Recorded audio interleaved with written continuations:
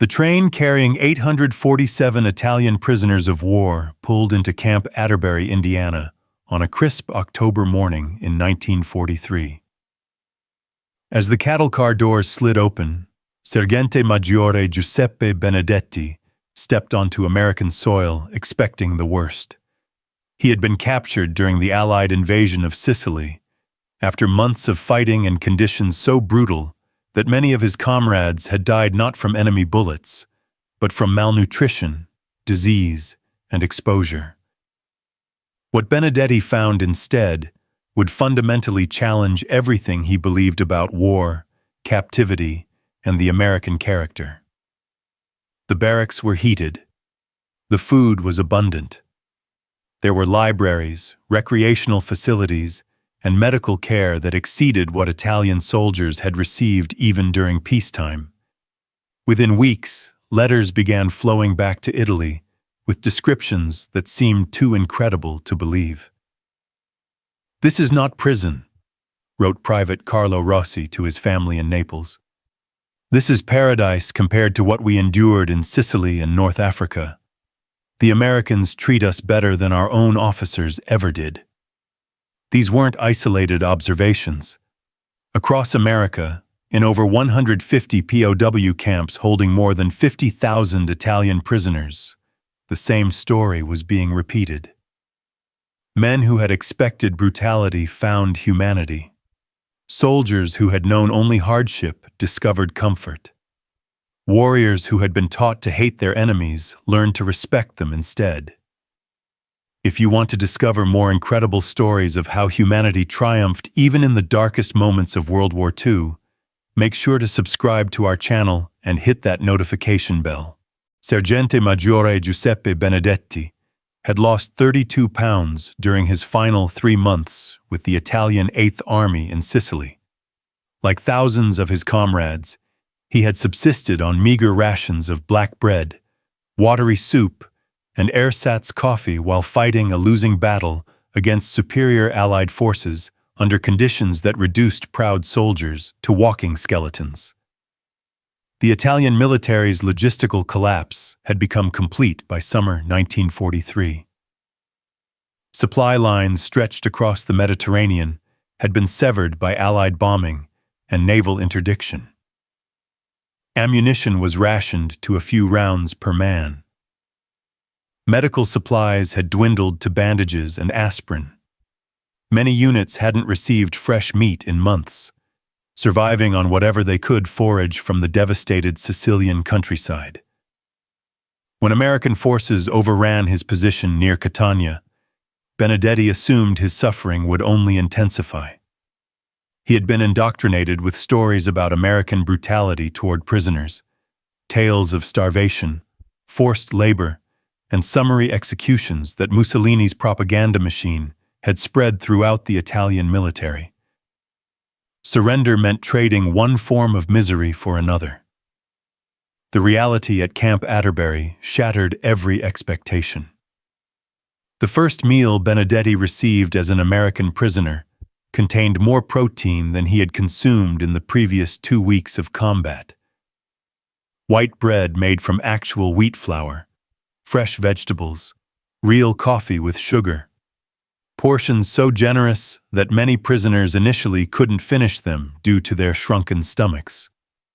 Private Carlo Rossi, captured alongside Benedetti during the same engagement, wrote detailed letters to his family describing camp conditions that seemed impossible to believe.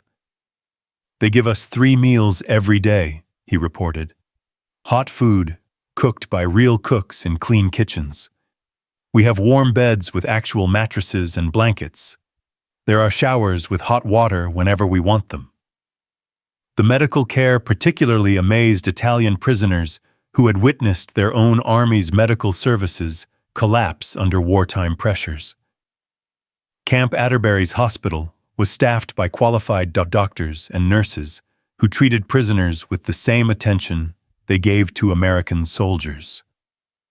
Dental care, eye examinations, and surgical procedures were available without charge or discrimination. Dr. Antonio Marchetti, a captured Italian army physician, observed American medical practices with professional admiration. "They have medicines we hadn't seen in Italy for 2 years," he noted in his camp diary. "Sulfa drugs, morphine, anesthetics, supplies that were desperately short, even in our best military hospitals. Here they use them routinely for prisoner care." The recreational facilities seemed almost surreal to men who had known only the grinding brutality of combat and military discipline. Camp Atterbury featured a library with books in Italian, playing fields for soccer and other sports, workshops where prisoners could learn trades, and even musical instruments for those who wanted to form bands or orchestras. Educational opportunities reflected American values that Italian prisoners found difficult to comprehend. English language classes were voluntary but well attended. Technical training programs taught skills that would be valuable in civilian life.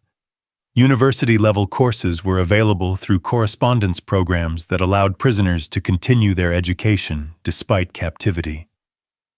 The contrast with conditions they had endured in their own army became a constant source of amazement and shame. Italian military discipline had been harsh and often arbitrary. Officers had enjoyed privileges while enlisted men suffered deprivation. Medical care had been rudimentary even before the war's hardships made it virtually non-existent. Sergeant Major Franco Alberti, a regular Army veteran with 15 years of service, conducted informal comparisons between American prisoner treatment and Italian military conditions. "Even as prisoners," he concluded, "we live better than we did as soldiers in our own army. Better food, better housing, better medical care, better treatment from the guards." The psychological impact extended beyond physical comfort to fundamental questions about national values and military culture. Why did Americans treat enemy prisoners better than Italy treated its own soldiers? What kind of society possessed such abundance that it could afford generosity toward captives? How had the Italian military leadership allowed conditions to deteriorate so completely? As autumn deepened into winter, Italian prisoners began to understand that their captivity represented not just a change in their personal circumstances, but exposure to a completely different conception of human dignity and social organization. The first thing that struck Private Marco Vitale about American abundance wasn't the quantity of food, though that was overwhelming enough. It was the casual waste. Guards threw away half-eaten sandwiches that would have fed an Italian soldier for an entire day. Kitchen staff discarded vegetables that were merely bruised rather than spoiled. The camp commissary sold candy bars and soft drinks as if sugar rationing didn't exist. Coming from an Italy where every grain of wheat was precious and ersatz substitutes had replaced real coffee, meat, and dairy products, this casual abundance seemed almost criminal. Vitale watched American soldiers discard equipment that Italian forces would have treasured, replace machinery that could have been repaired, and consume resources with apparent disregard for conservation. The camp's food service represented a logistical miracle that Italian prisoners found difficult to comprehend. 3 hot meals daily, prepared in kitchens that met American civilian restaurant standards. Fresh meat several times per week. Real butter instead of margarine. Fruits and vegetables that many prisoners hadn't seen since before the war began. Sergente Giuseppe Benedetti conducted careful observations of American food preparation and distribution. "They plan meals like military operations," he noted in letters to his family. "Everything is calculated, organized, systematic. But the calculations assume abundance rather than scarcity. They prepare for waste rather than shortage." The contrast with Italian military rations became a source of bitter reflection among prisoners who remembered their own army's inadequate provisioning. Even before the war's disasters, Italian soldiers had received rations that barely met nutritional requirements. Field kitchens had been primitive, sanitation was poor, and food poisoning was common enough to be considered an occupational hazard. Dr. Antonio Marchetti documented the health improvements among Italian prisoners with scientific precision. Average weight gain of 18 pounds within 3 months of captivity. Dramatic improvement in dental health due to better nutrition loss and available dental care. Virtual elimination of nutritional deficiency diseases that had plagued Italian forces throughout the North African and Sicilian campaigns. The camp's recreational abundance seemed equally impossible to comprehend. Sports equipment was available in quantities that exceeded what entire Italian divisions had possessed. Musical instruments, books, art supplies, and workshop tools were provided without charge or restriction. Americans seemed to believe that prisoners deserved entertainment and intellectual stimulation, along with basic survival necessities. Technical training programs offered skills that many prisoners could never have acquired in civilian Italy. Automotive mechanics, electrical work, carpentry, and other trades were taught using modern equipment and techniques that were more advanced than what most Italian workers had access to even before the war. American instructors treated Italian prisoners as students rather than enemies. The camp's economic system allowed prisoners to earn money through work assignments and spend it at the camp commissary on luxury items that had been unavailable in Italy for years. Chocolate bars, cigarettes, toiletries, and personal items could be purchased with wages earned through voluntary labor. This market economy within a prison camp seemed to symbolize broader American values about individual initiative and reward. Personal hygiene facilities reflected American standards that exceeded Italian civilian norms even during peacetime. Hot showers were available daily rather than weekly. Laundry services ensured clean clothing and bedding. Barbershops and basic grooming supplies maintained personal dignity that military life typically sacrificed for efficiency. The heating systems in prisoner barracks provided warmth that many Italian prisoners had never experienced during winter months. Coal was burned with apparent disregard for conservation. Electric lighting illuminated barracks throughout the evening hours. Comfort was treated as a necessity rather than a luxury that only officers deserved.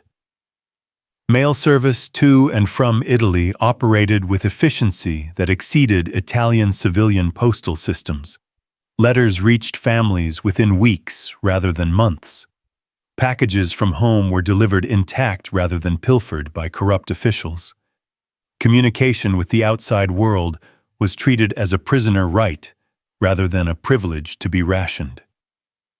As winter approached, Italian prisoners began writing letters home that described American abundance in terms that seemed exaggerated, but were actually conservative estimates of what they were experiencing daily. The challenge wasn't convincing families that conditions were good. It was finding words to describe abundance that exceeded Italian imagination. The prisoner council elections at Camp Atterbury in December 1943 introduced Italian POWs to a concept that would transform their understanding of authority, representation, and individual dignity. For the first time in their lives, these men were asked to choose their own leaders through secret ballot voting rather than accepting commanders appointed by superior authority. Sergente Maggiore Giuseppe Benedetti watched the electoral process with fascination and confusion. American camp administrators had announced that prisoners would select representatives to address grievances, organize recreational activities, and serve as liaisons between the prison population and camp management. The idea that captives could have political rights seemed contradictory to everything Benedetti understood about military hierarchy. The campaign period revealed democratic principles that Italian prisoners had never experienced under Mussolini's fascist regime. Candidates presented platforms, engaged in public debates, and competed for votes based on their ability to represent prisoner interests rather than their connections to authority figures. No single party controlled the process, no predetermined outcome was enforced, and the results reflected actual prisoner preferences. Private Carlo Rossi, elected to represent his barracks section, discovered that American camp officials took prisoner councils seriously as governing bodies rather than treating them as symbolic gestures. Council recommendations about food service, recreational programming, and work assignments received genuine consideration and often resulted in policy changes that improved conditions for the entire camp population. The contrast with Italian military culture couldn't have been more dramatic.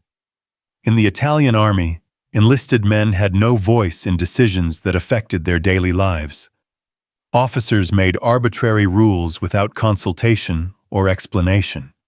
Complaints were treated as insubordination rather than legitimate grievances deserving attention. The chain of command was absolute and unquestionable.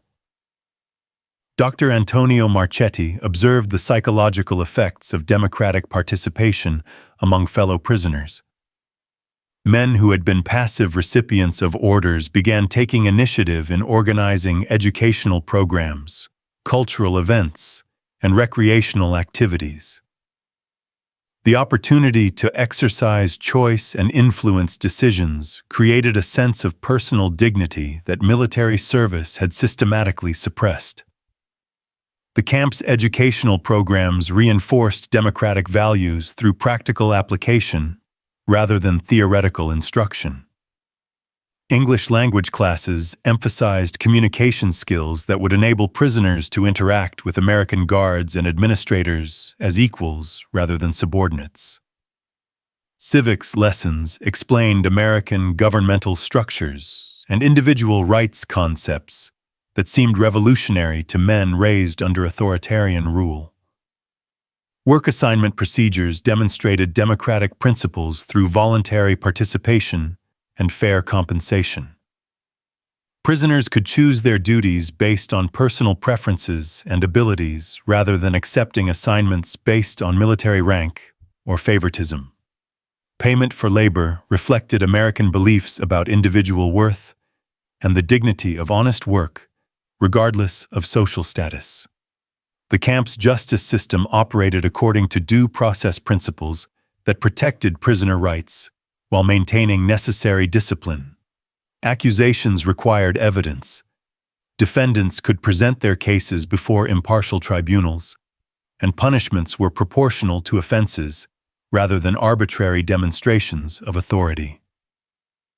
This systematic fairness contrasted sharply with Italian military justice that often reflected personal vendettas and class prejudices. Religious freedom represented another democratic principle that many Italian prisoners experienced for the first time. Catholic, Protestant, and secular prisoners were equally accommodated without favoritism or discrimination. Religious observance was voluntary rather than mandatory, and diverse beliefs were respected rather than suppressed in favor of state orthodoxy. The camp newspaper, written and edited by prisoners under minimal American supervision, provided a forum for expressing opinions, sharing information, and engaging in debates that would have been impossible under fascist censorship. Editorial positions reflected prisoner viewpoints rather than official propaganda, and controversial topics could be discussed openly without fear of retribution. Personal correspondence with families in Italy became an exercise in democratic communication as prisoners struggled to explain concepts like representative government, individual rights, and voluntary association that had no equivalent in fascist political vocabulary. The challenge wasn't translation, but conceptual. How do you describe freedom to people who have never experienced it? As winter deepened and prisoner council governance matured, Italian POWs began to understand that democracy wasn't just an American political system, but a fundamental approach to human relationships that recognized individual dignity and collective responsibility. These lessons would prove transformative when they eventually returned to a post-war Italy seeking new forms of governance. The Christmas celebration at Camp Atterbury in 1943 revealed aspects of American character that fundamentally challenged Italian prisoners' preconceptions about their captors' nature and values. What began as a military administrative function evolved into a genuine demonstration of human compassion that transcended national boundaries and wartime animosities. American guards, administrators, and local civilians had organized a Christmas program that treated Italian prisoners not as enemies, but as fellow human beings temporarily separated from their families during a season of peace and goodwill.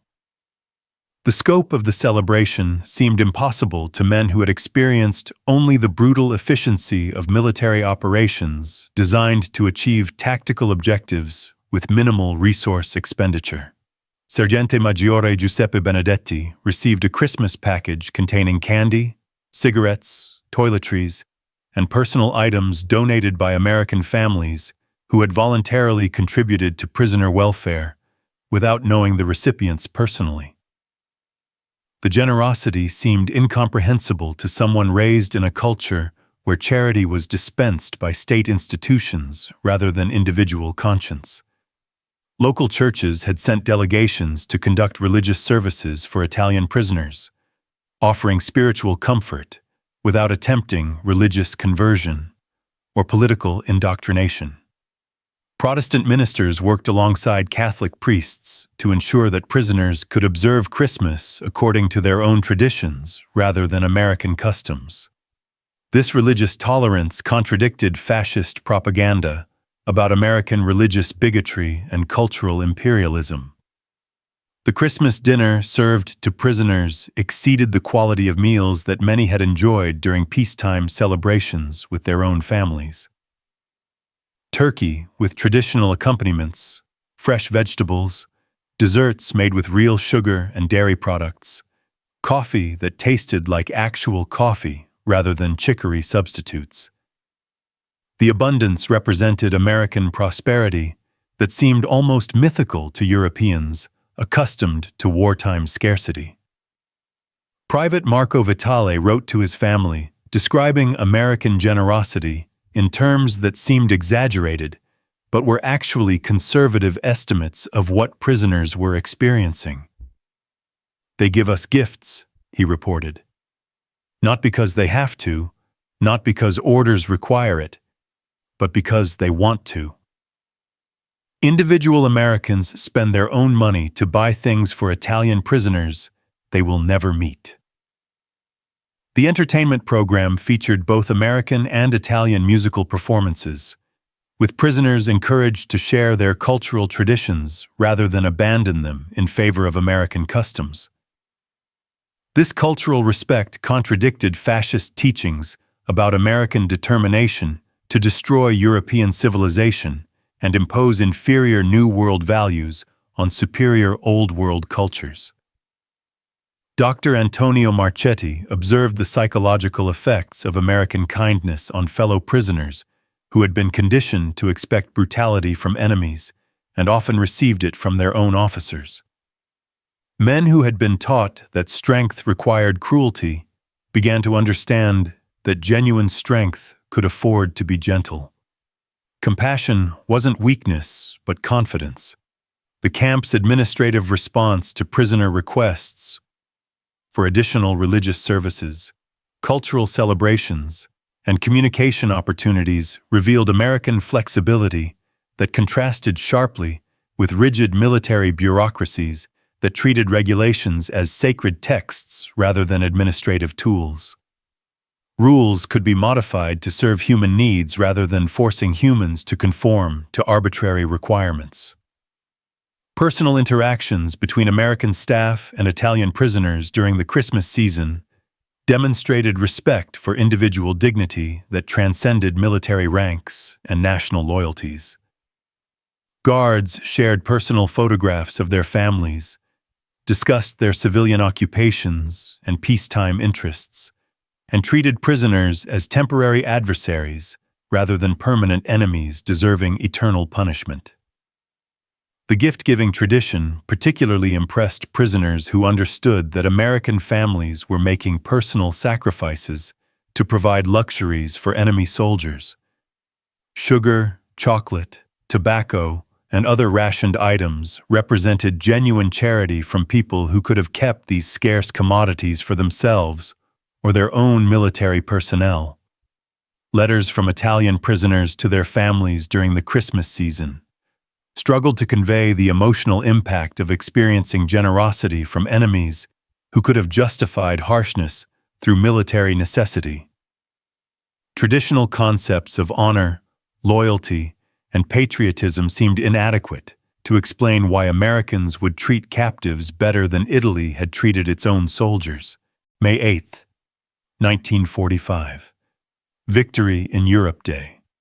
As church bells rang across America celebrating Allied triumph, Italian prisoners at camps throughout the United States faced a paradox that would define their generation's relationship with democracy and American values. The war was over, but many didn't want to leave what they had come to call paradise.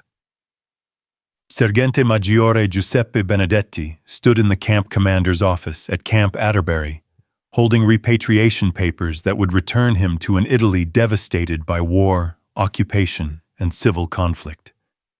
The country he would rejoin bore little resemblance to the fascist state he had served.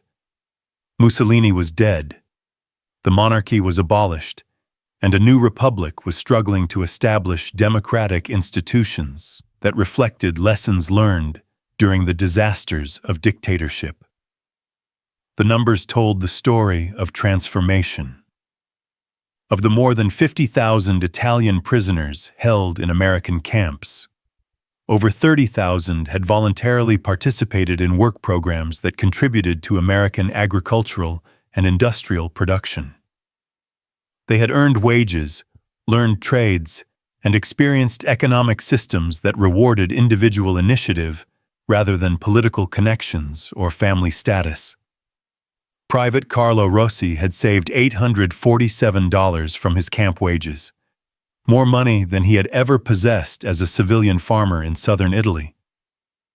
The earnings represented not just economic opportunity, but personal dignity gained through honest labor that was valued and compensated according to American principles of fair exchange.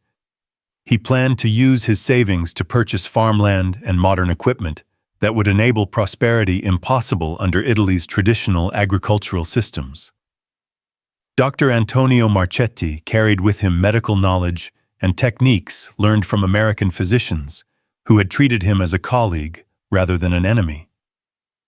The democratic principles he had observed in camp administration would influence his post-war career as a public health official who advocated for healthcare systems that served individual patients rather than state ideology. The educational impact extended far beyond individual prisoners to influence Italy's post-war reconstruction along democratic lines.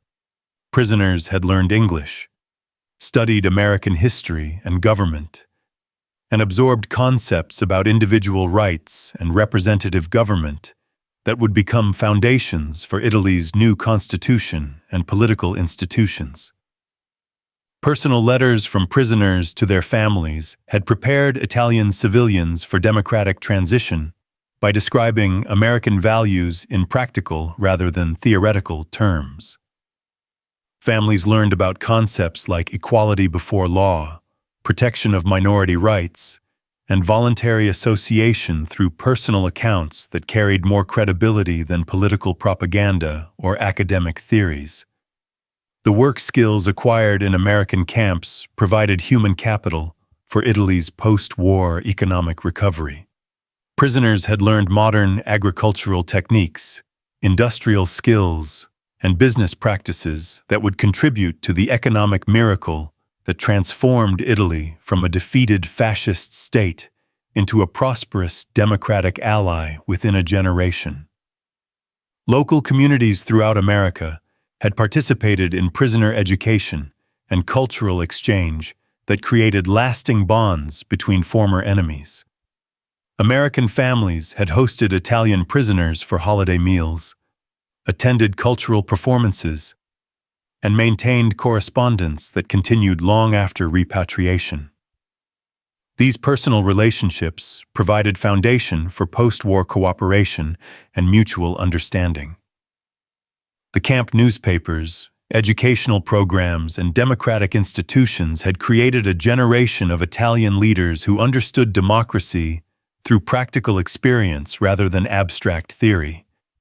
Many former prisoners would serve in Italy's post-war parliament, courts, and administrative institutions that established democratic governance according to principles they had observed in American prisoner camps. The agricultural innovations learned in American camps would revolutionize Italian farming through modern techniques, improved crops, and mechanized equipment that increased productivity while reducing labor requirements. Former prisoners became advocates for agricultural modernization that enabled Italy's transformation from a predominantly rural to an increasingly urban and industrial society. As repatriation ships departed American ports carrying Italian prisoners back to their homeland, the men aboard carried more than personal belongings and savings. They carried ideas about human dignity, democratic governance, and social organization that would influence Italy's post-war development toward prosperity and freedom. If this incredible story of how humanity and democratic values transformed enemies into allies inspired you, make sure to subscribe to our channel for more amazing tales of how compassion changed the course of history. The paradise they were leaving behind was not a place but a set of principles they would carry forward to help build a better world from the ruins of dictatorship and war.